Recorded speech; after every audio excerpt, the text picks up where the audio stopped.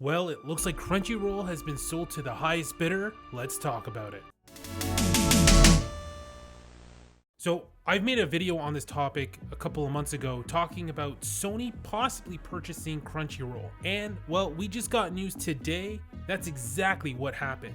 AT&T was willing to let Crunchyroll go for $1.175 billion. AT&T and Sony have both made announcements confirming this information, so it looks like everything is completed and it is official. So what does this mean going forward? As I mentioned in my earlier video, Sony already owns Funimation. Funimation has about half the products of anime in North America. They do more focus on the English dub though. Crunchyroll, on the other hand, owns the rest of the anime industry pretty much in North America. Of course, Amazon has a little bit, Netflix has a little bit, but the vast majority of anime is on Funimation and Crunchyroll. So everybody knows competition is a good thing. It keeps prices competitive and it doesn't let anyone get a majority and just controlling the entire market. Well, that's exactly what's going to happen. Now that Sony owns the entire anime industry in North America, they have no one to compete against. Part of me is worried,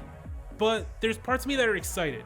So let's break this down. So the part that I'm worried about is the fact that Sony now owns a monopoly on anime in North America. This means they potentially could be raising prices on the current subscription models because they don't have anyone else to compete against, which right now their biggest competition was Funimation. The other bad part would be the lack of competition means the lack of innovation. For example, the Funimation app right now, it's pretty bad. I've attempted to use it many times and the user interface is just horrible. Crunchyroll's, on the other hand, is a little bit better, but I have similar complaints. Both of them just feel they just need a lot more work to feel more fluid. Yeah, it's just not a great experience. So that leaves me a little bit worried that now that there's absolutely no competition for Sony, so that leaves really no reason for them to have to innovate their own product. Now for the positives. This could mean the fact that everything is now combined into one easygoing package. This could potentially make more people subscribe to anime in general. Not to beat around the bush, but piracy is a big thing, especially in the anime industry. So the fact that some people have to choose whether to buy a Crunchyroll subscription and maybe buy something from Funimation, as for a lot of people it's just too expensive to own both. So that leads people to finding other ways to find their content. But if Sony can keep the price where it is now, or maybe even a little bit cheaper, combining the fact that the library is about to be that much larger is going to be really enticing for people to subscribe, because now they can get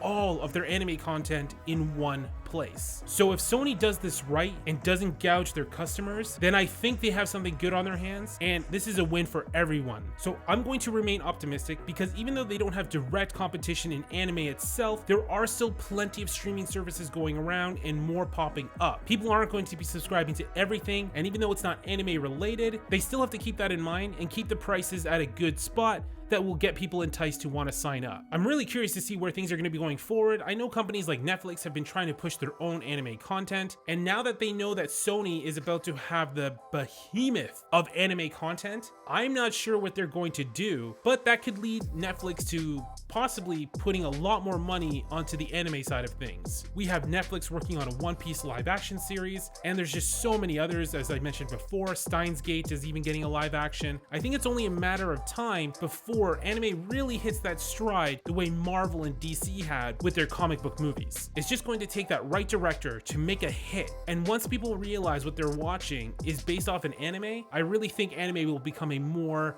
accepted form of media, just like the comic book movies. So again, this is just another quick video. I saw that the news got released today, and I just want to do a quick follow-up to the news now that it's been all confirmed. So you know what to do. Hit that subscribe button, leave a like, and I want to know from your perspective, are you worried now that Sony owns a monopoly on anime in North America, or are you on the positive side? Maybe this is going to be a good thing, the fact that you can get all your anime in one location. Leave a comment below and I'll see you in the next video.